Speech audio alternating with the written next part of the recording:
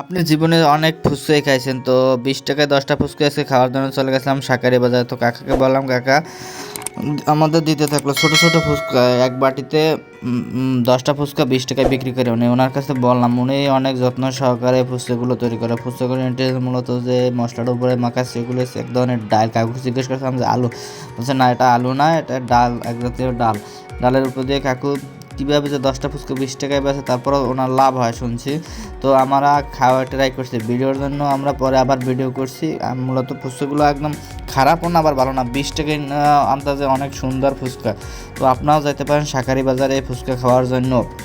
শাকারি বাজারের মিডল বরাবর গেলেই আপনাকে এই ডান সাইড দিকে ভিক্টোরিয়া পার্ক এখানে ঢুকে মিডল বরাবর গেলে পর যে শনি মন্দিরের পরে কিছুক্ষণ পরে আপনার ডান সাইডে একটা মোড়ে এই ফুচকার দোকানটা পাবে। ফুচকার আবার বাম সাইডে এক লোক পরোটা বেছে, ডিম পরোটা, ওইখানে গেলে আপনি এই ফুচকাটা খেতে পারবেন। ফুচকাটা আসলে দারুণ ছিল, কাকুর ব্যবহারও দারুণ ছিল। তো সবাই যাবেন, ধন্যবাদ।